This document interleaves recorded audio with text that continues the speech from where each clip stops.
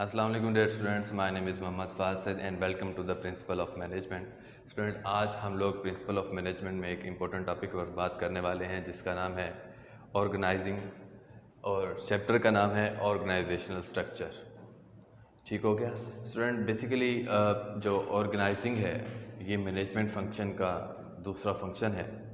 First function हमने बात की प्लानिंग, तो ऑर्गेनाइजिंग बेसिकली जो आती है वो प्लानिंग से आएगी, यानी कि विदाउट प्लानिंग आप ऑर्गेनाइजिंग नहीं कर सकते। आपने फर्स्ट में प्लान किया, प्लान सेट करने के बाद स्टूडेंट हमने कुछ ऑब्जेक्टिव्स बताए। ऑब्जेक्टिव्स का मतलब क्या है, हमने जो प्लान करना है वो किसके अकॉर्डिंग करना है, ये बेसिकली हमारे पास ऑब्जेक्टिव्स हैं, टारगेट हैं। और इन टारगेट्स को अचीव करने के लिए स्टूडेंट हमने क्या करना है, ऑर्गेनाइजिंग करनी है। ऑर्गेनाइजिंग क्या है? Organizing is arranging and structuring work to get organizational goal. It is an important process during which managers design and organization structures। यानी कि ऑर्गेनाइजिंग एक ऐसा क्राइटेरिया है, एक ऐसा प्रोसेस है जिसमें हम ऑर्गेनाइजेशनल गोल को हासिल करते हैं। और ये एक ऐसा प्रोसेस है जिसमें हम मैनेज यानी कि जो मैनेजर है वो डिज़ाइन करता है ऑर्गेनाइजेशनल स्ट्रक्चर को। अब ऑर्गेनाइजेशनल स्ट्रक्चर बेसिकली क्या है स्टूडेंट, ये बेसिकली एक फ्रेमवर्क है। फॉर एग्जांपल यहाँ हमने ऑब्जेक्टिव सेट किए थे, तो ऑब्जेक्टिव है हमारे पास कि हमने 25% का इंक्रीज़ करना है अपनी सेल में। ये एक ऑब्जेक्टिव सेट कर लिया स्टूडेंट। अब इसके लिए हमें ऑर्गेनाइजिंग करनी है। ऑर्गेनाइजिंग में हम ये देखेंगे कि हमारे पास उस ऑर्गेनाइजेशन में कितने टोटल डिपार्ट्स हैं। फॉर एग्जांपल ये हमारी ऑर्गेनाइजेशन है, उसमें हम कहते हैं कि ये हमारे पास सेल डिपार्टमेंट, ये हमारे पास परचेज़ का है, ये हमारे पास फाइनेंस डिपार्टमेंट है, और इसी तरह से ये हमारे पास मार्केटिंग डिपार्टमेंट है, मार्केटिंग डिपार्टमेंट। तो हमने बात की कि एक स्ट्रक्चर बनाना। स्ट्रक्चर का मतलब स्टूडेंट क्या है, एक हायरार्की बनाना, एक फ्रेमवर्क बनाना। किसी भी ऑब्जेक्टिव को फुलफ़िल करने के लिए स्टूडेंट हमें फ्रेमवर्क की ज़रूरत होती है। देखिए जैसे मैंने बात की, ये ऑर्गेनाइजेशन के हमारे पास 4 डिपार्टमेंट्स हैं स्टूडेंट। यहाँ ये हमारे पास इस डिपार्टमेंट का HOD, ये इसी तरह से इस डिपार्टमेंट का आ गया, और ये इस डिपार्टमेंट का आ गया। फिर फर्दर इसके HO के नीचे हमारे पास सुपरवाइज़र हुआ करता है हर डिपार्टमेंट का। ये हमारे पास सुपरवाइज़र आया, ये भी सुपरवाइज़र, और यहाँ पर भी। फिर फर्दर इनके आगे सबऑर्डिनेट्स होंगे इस तरह से, फॉर एग्जांपल यहाँ पर और यहाँ पर, इसी तरह से यहाँ पर। तो ये बेसिकली क्या है, ये स्टूडेंट एक फ्रेमवर्क है। तो ऑर्गेनाइजिंग बेसिकली क्या है, हमने एक हायरार्की बना दी, यानी कि हमारी ऑर्गेनाइजेशन में कितने टोटल डिपार्टमेंट्स हैं, और हर डिपार्टमेंट की हमने एलोकेशन की कि कौन सा कितने सुपरवाइज़र्स हैं हमारे पास HODs के नीचे, और सुपरवाइज़र्स के आगे यानी कि जो उसके सबऑर्डिनेट्स हैं वो कितने हैं। तो हमने काम को करना क्या था, 25% सेल का इंक्रीज़ करना था। तो हर एक डिपार्टमेंट अपनी अपनी रिस्पॉन्सिबिलिटी को संभालेगा, एक स्ट्रक्चर बनाएंगे हम, उसका एक फ्रेमवर्क बनेगा, मिलकर ये काम करेंगे। बेसिकली इसका नाम है ऑर्गेनाइजिंग करना। ठीक हो गया। अब स्टूडेंट प्रोसेस की बात करें, क्योंकि हमने यहाँ वर्ड यूज़ किया है प्रोसेस। तो ऑर्गेनाइजिंग करते हुए बेसिकली हमारे पास 6 स्टेप्स हैं जिनको हम प्रोसेस कहते हैं। यानी कि फॉर एग्जांपल हमने प्लानिंग करने के बाद ऑब्जेक्टिव सेट किए, ऑब्जेक्टिव सेट करने के बाद अब हमें ऑर्गेनाइज करना है, फ्रेमवर्क बनाना है उसकी, यानी कि प्रिपरेशन करनी है उस टारगेट की, उस ऑब्जेक्टिव को फुलफिल करने के लिए। तो फर्स्ट हमारे पास स्टूडेंट है वर्क स्पेशलाइजेशन, यानी कि जब आप ऑर्गेनाइजिंग करने जा रहे हैं, ऑर्गेनाइज करने जा रहे हैं किसी भी ऑब्जेक्टिव को, तो हमें वर्क स्पेशलाइजेशन पहले देखना है। वर्क स्पेशलाइजेशन स्टूडेंट यहाँ बेसिकली क्या है, इसका मतलब ये होगा identifying work and divide the work. यानी कि फर्स्ट में आपने आइडेंटिफाई करना है काम को, हम क्या काम करने जा रहे हैं। यानी कि हमारी इस अबव एग्जांपल में हमने कहा कि 25% का हमने सेल में इंक्रीज़ लाना है। तो आइडेंटिफाई द वर्क कि कौन सा आदमी किस काम के लिए सूटेबल है, हमने काम क्या करना है। तो आइडेंटिफाई द वर्क में यहाँ पर हमने क्या आइडेंटिफाई किया, 25% सेल का इंक्रीज़ किया। नेक्स्ट हमने कहा divides the work. Basically student हम इसको डिवीजन ऑफ लेबर भी बोलते हैं, डिवीजन ऑफ लेबर। ये दोनों के दोनों हमारे पास वर्क स्पेशलाइजेशन में आते हैं। अब डिवीजन ऑफ लेबर में जिस तरह से हमने बात की कि ये ऑर्गेनाइजेशन, इसके 4 डिपार्ट्स, ठीक है, sales, purchase, finance and marketing department. Further इसमें सुपरवाइज़र आया स्टूडेंट, और इसके नीचे लेट्स सपोज हमने बात की कि यहाँ हमारे पास फर्दर 3 सबॉर्डिनेट्स हैं जो सुपरवाइज़र के लिए काम कर रहे हैं। ठीक हो गया। अब देखिए वर्क स्पेशलाइजेशन, ये स्टूडेंट सेल डिपार्टमेंट का, ये परचेज डिपार्टमेंट का, ये फाइनेंस का, ये मार्केटिंग डिपार्टमेंट का, ये डिफरेंट डिपार्टमेंट्स आ गए ऑर्गेनाइजेशन के। अब फर्दर हमने कहा division of labour. Definitely sale department के क्या हैं, अलग काम करने वाले हैं जो सेल डिपार्टमेंट का काम करना जानते हैं। परचेज डिपार्टमेंट के अलग लोग हैं जो परचेज का ही काम सिर्फ डील करते हैं। परचेज डिपार्टमेंट का वर्क जो है वो सेल डिपार्टमेंट का पर्सन नहीं कर सकता, ये है division of labour. Finance department का एम्प्लॉय परचेज डिपार्टमेंट में काम नहीं कर सकता। मार्केटिंग का इसी तरह से स्टूडेंट लिया जाए तो मार्केटिंग का जो एम्प्लॉय है मार्केटिंग डिपार्टमेंट का, वो फाइनेंस का काम नहीं देख सकता। ये हमने क्या किया, डिवीजन ऑफ लेबर की। ऐसा नहीं होगा कि हम परचेज डिपार्टमेंट के पर्सन से सेल का काम करवाएं, बिकॉज वो उसमें स्पेशलाइजेशन ही नहीं रखता। और आपको ये भी मालूम है कि हमने डिवीजन ऑफ लेबर में ये भी बात की थी कि एक पर्सन जो एक ही तरह का काम जब वो करेगा स्टूडेंट, उसमें क्या होगा, वो रिसोर्सेज यूज़ वेस्ट नहीं करेगा, क्योंकि वो बार बार वही काम रिपीट करने से उसकी वर्क स्पेशलाइजेशन होगी। इससे क्या होगा, अल्टीमेट ऑर्गेनाइजेशन को फ़ायदा होगा, बिकॉज वो रिसोर्सेज को वेस्ट नहीं करेगा और उसका जो एक्सपीरियंस है, उसकी जो स्पेशलिटी है, वो उस काम में ज़्यादा होती जाएगी और ये ऑर्गेनाइजेशन के लिए फ़ायदेमंद है। तो हमने इसीलिए डिवीज़न ऑफ लेबर की, ताकि उसके अंदर वर्क स्पेशलाइजेशन पैदा हो सके। कौन सा पर्सन किस जॉब के लिए सूटेबल है, तो वो है हमारे पास वर्क स्पेशलाइजेशन। तो ऑर्गेनाइज करते हुए स्टूडेंट हमने पहले देखना है वर्क स्पेशलाइजेशन को कि कौन से डिपार्टमेंट के पर्सन्स हैं, ठीक है, और उसके नीचे जो काम करने वाले हैं आगे, वो कितने स्पेशलाइज हैं उस काम के लिए। नेक्स्ट स्टूडेंट है डिपार्टमेंटलाइजेशन, ठीक है। डिपार्टमेंटलाइजेशन का मतलब क्या है स्टूडेंट, हमने बेसिकली एक ग्रुपिंग कर देनी है। फॉर एग्जांपल स्टूडेंट, ये जो पर्सन्स हैं हर डिपार्टमेंट के, ठीक हो गया।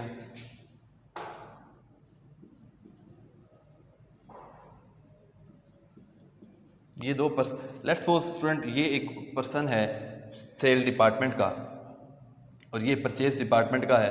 अब सेल डिपार्टमेंट के पर्सन को एक टास्क दिया जाता है स्टूडेंट कि आपने एक सेल के पॉइंट ऑफ व्यू से देखना है, बल्कि हम इसको इस तरह से कर लेते हैं कि परचेज डिपार्टमेंट के एक पर्सन को काम दिया जाता है कि आपने बायर्स को ढूंढना है, ठीक है, या आपने सप्लायर को ढूंढना है, ठीक है, सप्लायर को किसी एक कमोडिटी के लिए, इसको टास्क दिया गया, ठीक है। अब सेल डिपार्टमेंट के पर्सन को टास्क दिया जाएगा कि आपने वो चीज़ देखनी है, फॉर एग्जांपल आपने वो एम्प्लॉय देखना है या वो सप्लायर देखना है जो हमारे लिए एफिशिएंट हो, यानी कि हमारे लिए फ़ायदेमंद हो, जिसकी के जो रेट्स हैं या जिसकी जो क्वालिटी है वो हमारे स्टैंडर्ड के मुताबिक आए, ठीक है। इसको हमने ये असाइन कर दिया। इसको क्या असाइन किया, परचेज डिपार्टमेंट के पर्सन को, कि आपने सप्लायर्स को ढूंढना है। इसने सप्लायर्स को ढूंढा। इसी तरह से दूसरे डिपार्टमेंट के एक पर्सन को हमने ये टास्क दे दिया, ठीक है, कि आपने वो इस पर्सन ने जो सप्लायर्स ढूंढे होंगे, आपने उनमें से जाते हुए उनकी क्वालिटी देखनी है, उनकी प्राइसेस देखनी है। अब बेसिकली ये 2 अलग अलग डिपार्टमेंट से, लेकिन इनको काम एक ही नेचर का दिया गया था, तो हम क्या करेंगे, इन दोनों को उठाकर एक ही डिपार्टमेंट में डाल देंगे। ये है डिपार्टमेंटलाइजेशन, यानी कि डिफरेंट टाइप्स के जो लोग डिफरेंट डिपार्टमेंट्स में काम कर रहे हैं बट नेचर ऑफ जॉब एक जैसी है, तो हमने वहाँ से उनको कलेक्ट कर लेना है और उन्हें एक अलग ग्रुप बना देना है ताकि जॉब की जो नेचर है वो एक जैसी रहे। इसको कहते हैं स्टूडेंट डिपार्टमेंटलाइजेशन।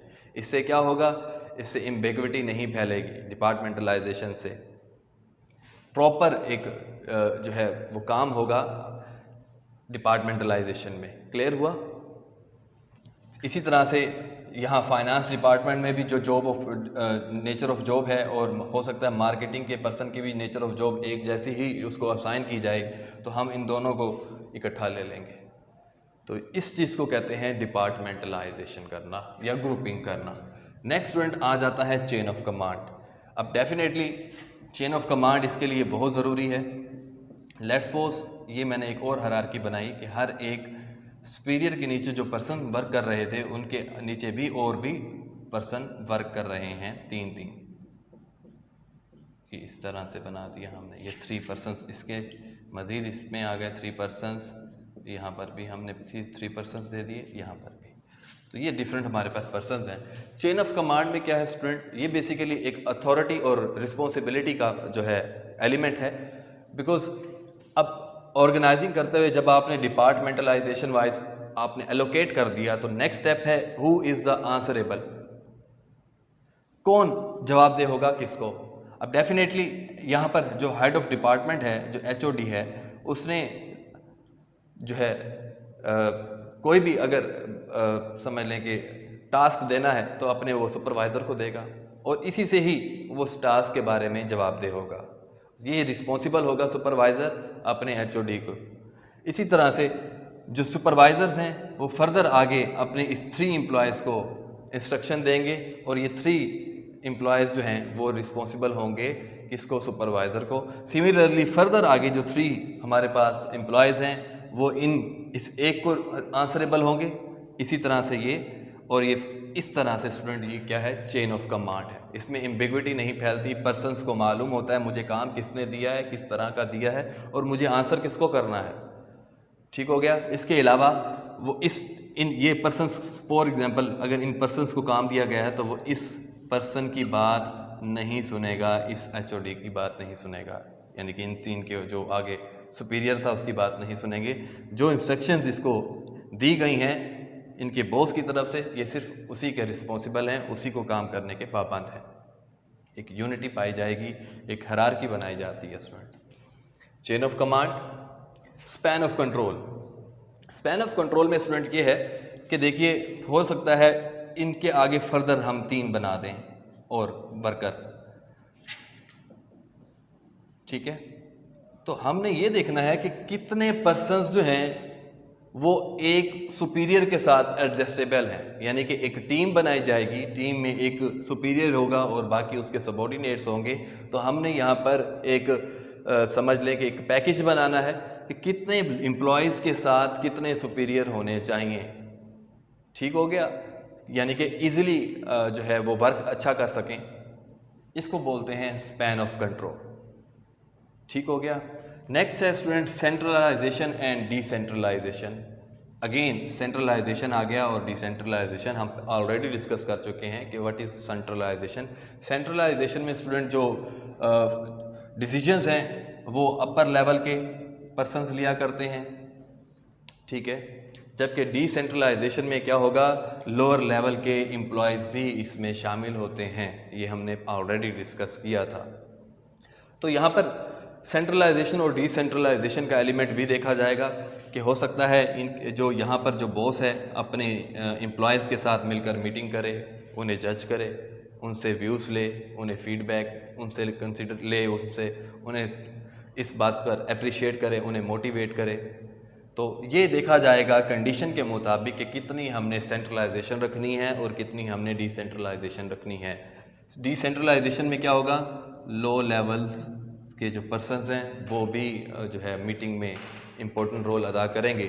जबकि सेंट्रलाइजेशन में क्या होगा, जस्ट आपके जो HODs हैं वो डिसीजन लेंगे, वही मीटिंग करेंगे और जस्ट आपको इंस्ट्रक्शन दे देंगे, आपने जस्ट वर्क ही करना होगा।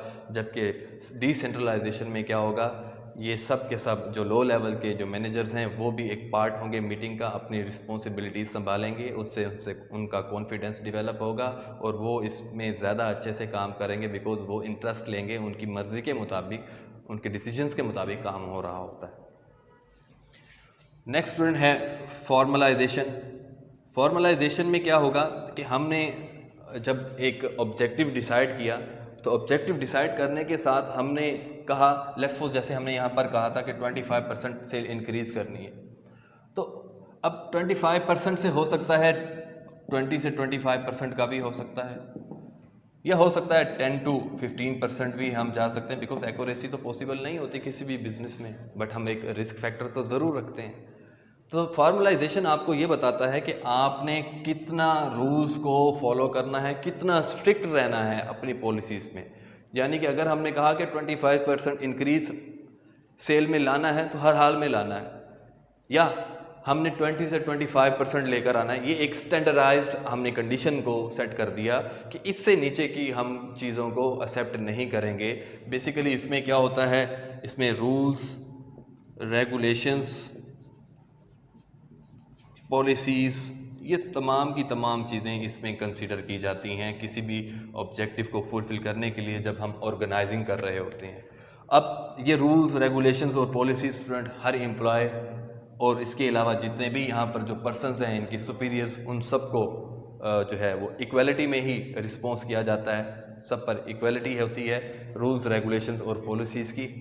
तो यहाँ स्टूडेंट जब हम फॉर्मलाइजेशन करते हैं तो बेसिकली एक रिजिड इन्वायरमेंट बनता है। यहाँ एम्प्लॉयज़ के पास अपने डिसीजंस लेने का कोई इख्तियार नहीं होता, अगर होता है तो बहुत कम, बिकॉज रूल्स पॉलिसीज़ के रूल्स और पॉलिसीज़ में रहते हुए एक एम्प्लॉय या उसका जो सुपीरियर्स हैं या एचओडीज़ हैं वो काम कर रहे होते हैं। जबकि अगर हम फॉर्मलाइजेशन से डी फॉर्मलाइजेशन की तरफ आएँ तो डी फॉर्मलाइजेशन में स्टूडेंट क्या है, एम्प्लॉयज़ में यानी कि रूल्स और रेगुलेशन में थोड़ी सी लचक पैदा होती है और वो अपनी मर्ज़ी का इख्तियार रखते हैं, ठीक है, यानी कि कुछ अपनी तरफ से इम्प्रूवमेंट लाने की या कुछ डिसीजंस लेने की अहलियत रखते हैं।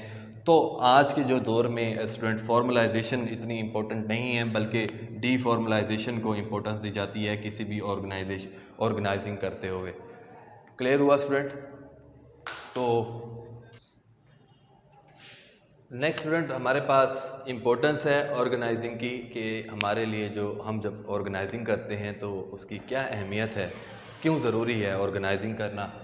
फर्स्ट है हमारे पास बेनिफिट्स ऑफ स्पेशलाइजेशन। अगेन जैसे हमने यहाँ पर बात की वर्क स्पेशलाइजेशन की, तो वही फ़ायदा हम इसको यानी कि जो प्रोसेस था वर्क स्पेशलाइजेशन का वो बेसिकली एक इम्पोर्टेंस बनती है हमारे पास, कि वर्क जब हम डिवीज़न ऑफ वर्क करते हैं तो बेनिफिट्स होते हैं, स्पेशलाइजेशन क्रिएट होती है, तो एम्प्लॉयज़ हमारे वेस्टेज कम करते हैं, रिसोर्सेज को ज़्यादा से ज़्यादा अच्छा इस्तेमाल करते हैं, एफिशिएंट रहते हैं। तो एक बेनिफिट तो स्टूडेंट हमारे पास ये हुआ कि जब हम ऑर्गेनाइजिंग करते हैं तो हमें स्पेशलाइजेशन हासिल होती है लेबर की और वो हमें फ़ायदा देती है, हमारी ऑर्गेनाइजेशन को फ़ायदा देती है। नेक्स्ट स्टूडेंट ये है कि clarity in the working relationship. जब हमने हायरार्की बना दी स्टूडेंट, हमें मालूम है कि कौन सा पर्सन किसको रिस्पॉन्सिबल है, किस पर्सन के पास अथॉरिटी है, तो क्लैरिटी है वर्क की, ठीक है, रिलेशनशिप की, कि मुझे किसको आंसर करना है और इसको आगे किसको आंसर करना है। तो हर एक को अपनी अपनी जो आंसरेबल या अथॉरिटी की जो कंडीशंस हैं वो सबको मालूम होती हैं। एक बेनिफिट होता है, कोई एम्बिग्विटी पैदा नहीं होती, एक स्मूथली वर्क होता है ऑब्जेक्टिव को हासिल करने के लिए। नेक्स्ट स्टूडेंट हमारे पास है optimum utilisation of resources. Definitely आप ज़्यादा से ज़्यादा अच्छा इस्तेमाल कर सकते हैं रिसोर्सेज का, बिकॉज हर एक डिपार्टमेंट, जब हमने यहाँ से डिपार्टमेंटलाइजेशन की, हमें मालूम था कि एक उससे क्या होगा, टाइम की बचत होगी, वेस्टेज नहीं होगी। दूसरा हमें मालूम होता है स्टूडेंट यहाँ पर कि कौन सा पर्सन ज़्यादा सूटेबल है किस पर्टिकुलर वर्क के लिए, तो हम चूज़ भी उसी को करते हैं। तो ऑप्टिमम यूटिलाइजेशन ऑफ रिसोर्सेज हो गया, इस्तेमाल रिसोर्सेज का। अब लेट्स सपोज परचेज डिपार्टमेंट में अगर हमें कोई काम है तो परचेज डिपार्टमेंट ही करेगा, ना कि सेल डिपार्टमेंट करेगा, ये ज़्यादा अच्छे से करना जानता है। तो हमने ऑर्गेनाइजिंग में देखना ही यही है कि कौन सा डिपार्टमेंट का काम है और कौन सा पर्सन सूटेबल है उसके लिए। तो ऑर्गेनाइजिंग में हमें ये फ़ायदा होता है रिसोर्सेज की हमारे पास जो है वो समझ लें कि ज़्यादा से ज़्यादा अच्छे से यूटिलाइज होते हैं। अफेक्टिव एडमिनिस्ट्रेशन, तो स्टूडेंट जब हम ऑर्गेनाइजिंग करते हैं तो यहाँ पर कंट्रोल का वर्ड लिखा हुआ है, तो एक कंट्रोल रहता है। एचओडी का अपने सुपरवाइज़र पर कंट्रोल है और सुपरवाइज़र का फर्दर आगे अपने इन 3 सबॉर्डिनेट्स पर कंट्रोल है। तो एक बेसिकली पूरा एक कंट्रोल रहेगा चीज़ों को संभालना, यानी कि ये इसको संभालेंगे इन आगे 9 पर्सन्स को, ठीक हो गया। और ये सुपरवाइज़र आगे अपने जो इसके नीचे अंडर काम कर रहे हैं वो 3 पर्सन्स हैं, उनको संभालेंगे। तो ये कंट्रोल का एलिमेंट पैदा होता है। चीज़ें जो हमने जो ऑब्जेक्टिव हासिल करना है वो उससे बाहर नहीं जा पाती या उससे कम नहीं जा पाती, एक स्मूथ वे में काम किया जाता है। नेक्स्ट है डेवलपमेंट ऑफ पर्सनल, यानी कि खुद की भी जो है वो एक डेवलपमेंट हो रही होती है। बिकॉज जब आप ऑर्गेनाइजिंग करते हैं स्टूडेंट, ऑर्गेनाइजिंग शॉर्ट टर्म के लिए भी की जाती है और लॉन्ग टर्म के लिए भी की जाती है। ये डिपेंड करता है आपके ऑब्जेक्टिव्स पर कि ऑब्जेक्टिव्स लॉन्ग टर्म के हैं या शॉर्ट टर्म के हैं। तो हम उस पे रहते हुए ऑर्गेनाइजिंग करते हैं। अगर लॉन्ग टर्म की ऑब्जेक्टिव्स हैं तो हम लॉन्ग टर्म के लिए उसको ऑर्गेनाइजिंग करते हैं ताकि हम बार बार उस तरह ऑर्गेनाइज ना करें, ठीक हो गया। तो डेवलपमेंट ऑफ पर्सनल डेफिनेटली जब आप लॉन्ग टर्म के लिए ऑर्गेनाइजिंग करते हैं या आप शॉर्ट टर्म के लिए करते हैं तो वो डिफरेंट पर्सन्स जो हैं वो हर एक डिफरेंट ऑर्गेनाइजिंग में अपना रोल प्ले करते हैं, उन्हें सीखने को मिलता है, उनके लिए एक्सपीरियंस हुआ होता है, ना सिर्फ एम्प्लॉयज़ के लिए बल्कि सुपीरियर्स के लिए भी। तो क्या होगा, डेवलपमेंट ऑफ पर्सनल, यानी कि खुद की भी यहाँ पर डेवलपमेंट हो रही होती है। आप काम करना जानते हैं, आप काम करना सीखते हैं, ठीक है, एक टीम वर्क डेवलप होगा, आप आपस में रिलेशंस बनाते हैं, एक दूसरे से हेल्प लेते हैं, काम सीखते हैं। तो ऑर्गेनाइजिंग से स्टूडेंट जो है डेवलपमेंट ऑफ पर्सनल क्रिएट होगा। नेक्स्ट है expansion and growth. Expansion and growth को स्टूडेंट हम लेट्स सपोज कहें कि अगर एक गारमेंट्स की कंपनी है, ठीक है, और वो एक पर्टिकुलर टाइप की टी शर्ट इंट्रोड्यूस करवाना चाह रही है, तो टी शर्ट इंट्रोड्यूस करवाने के लिए बेसिकली उसको क्या करना है, यानी कि हम यूँ कह रहे हैं इंट्रोड्यूस करवाना चाह रही है, एक्सपेंशन करना चाह रही है अपने बिजनेस को या ग्रोथ करना चाह रही है। तो उसके लिए भी स्टूडेंट उसको क्या करना है, उसको ऑर्गेनाइजिंग करनी है, ठीक है। विदाउट ऑर्गेनाइजिंग वो अपनी टी शर्ट लॉन्च नहीं कर सकती, बिकॉज उसको एक पूरा सेटअप चाहिए, उसको पर्सन्स चाहिए, उसको लोग चाहिए, उसको टीम चाहिए, उसको फ्रेमवर्क चाहिए काम करने के लिए। क्लियर हुआ स्टूडेंट? तो एक्सपेंशन एंड ग्रोथ किससे होगी? ऑर्गेनाइजिंग से होती है। तो नेक्स्ट स्टूडेंट हमारे पास एक और टॉपिक है लाइन एंड स्टाफिंग का। स्टूडेंट आपको मैं नोट्स जो हैं वो प्रोवाइड कर रहा हूँ, एक ये आपकी असाइनमेंट रहेगी। लाइन एंड स्टाफिंग को आपने खुद डिस्कस करना है, वो बेसिकली इसी चैप्टर से ही है और इसी ही टॉपिक का एक हिस्सा है। तो होपफुली स्टूडेंट आज का लेक्चर आपको अच्छे से समझ में आया होगा और आपको नोट्स मिल जाएंगे लाइन एंड स्टाफिंग के, वो आप लोगों ने खुद डिस्कस करने हैं। अगर आपको इशू आए तो आप मुझसे जो जूम की मीटिंग है आप उसमें मुझसे डिस्कस कर सकते हैं। इंशाल्लाह नेक्स्ट लेक्चर में मुलाकात होगी। इजाज़त दीजिए, अल्लाह हाफ़िज़।